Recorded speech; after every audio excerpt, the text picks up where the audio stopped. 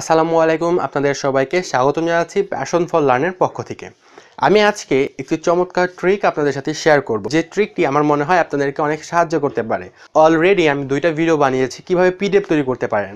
আজকের ভিডিওতেও আমি এই জিনিসটি দেখাবো খুব ইজিলি, যে কিভাবে পিডিএফ তৈরি করতে পারেন। হয়তো আপনি ইন্টারনেট থেকে যদি কোনো ওয়েবসাইট বা কোনো কিছু আপনি প্রিন্ট করতে চান, সেই ক্ষেত্রে আপনি ওই ওয়েবসাইটের প্রিন্ট হয়তো করতে পারেন যদি আপনার কাছে প্রিন্টার থাকে। যদি এমনটি হয় আপনার কাছে কোনো প্রিন্টার নেই, তো সেই ক্ষেত্রে আপনি কী করবেন? আপনাকে সেই জিনিসটা তো প্রিন্টার যে জায়গায় আছে সেই জায়গায় নিয়ে যেতে হবে, সেই জায়গায় নিয়ে গিয়ে তারপর আপনি প্রিন্ট করতে পারবেন।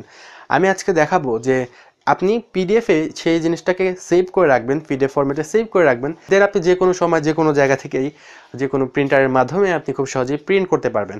তো আমি আজকে দেখাবো যে কোনো ওয়েবসাইটের বা এনিথিং ইন্টারনেট থেকে যখন আমরা কোনো কিছু প্রিন্ট করি, তো এই জিনিসটা কীভাবে আমরা পিডিএফে রূপান্তর করে রাখতে পারি বা পিডিএফ ফাইলে সেভ করে রাখতে পারি। তো চলুন কম্পিউটার স্ক্রিনে চলে যাই এবং দেখি যে কীভাবে এই জিনিসটা করতে হবে।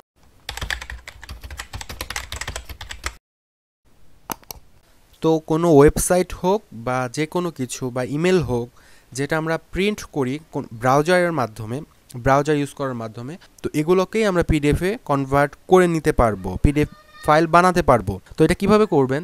তো আমি আমার ব্রাউজার যাচ্ছি, ক্রোম ব্রাউজার আমি রয়েছি এবং আমার ওয়েবসাইটে রয়েছে, আমাদের ওয়েবসাইটের অ্যাবাউট আস অপশনে রয়েছে। তো আমি এটা প্রিন্ট করতে চাই। প্রিন্ট করার জন্য আমরা জানি কন্ট্রোল পি প্রেস করলে কিন্তু প্রিন্ট হয়ে যায়, প্রিন্টের অপশন চলে আসে, অথবা আমরা এখানে গিয়ে আমরা যে প্রিন্ট করতে পারি। তো আমরা কন্ট্রোল পি প্রেস করছি, দেন হচ্ছে আমরা প্রিন্টের অপশনে চলে গেলাম। তো এখানে আমাদের প্রিভিউ দেখাচ্ছে। তো এখন আমার যেটি করতে হবে, এইটা যেহেতু আমার প্রিন্টার নেই, তো আমি প্রিন্ট করতে পারবো না, আমার ইম্পর্টেন্ট একটা ডকুমেন্ট, তো আমার এরকম একটা ভিউই লাগবে। তো এটার জন্য আমরা কি করব? আমরা অনেক সময় হয়তো কপি করে নিয়ে যাই, পেন ড্রাইভে করে, যেখানে প্রিন্টার আছে সেখানে গিয়ে প্রিন্ট করে ফেলি, তাই না? তো আমরা যেটি করতে পারি, সমস্ত কিছু পিডিএফে কনভার্ট করে নিতে পারি। তো পিডিএফে কনভার্ট করলে যা আছে তো তাই থাকবে, দেন হচ্ছে আমরা যে কোনো প্রিন্টার থেকে প্রিন্ট করে নিতে পারবো। তো এর জন্য আমরা যেটি করব, সিম্পলি যে চেঞ্জ আছে দেখতে পাচ্ছি, যে এই চেঞ্জ বাটনে ক্লিক করবো। আপনার যদি প্রিন্টার না থাকে তো এরকম আসবে, যদি প্রিন্টার থাকে সেক্ষেত্রে আপনার এখানে প্রিন্টারগুলো শো করবে।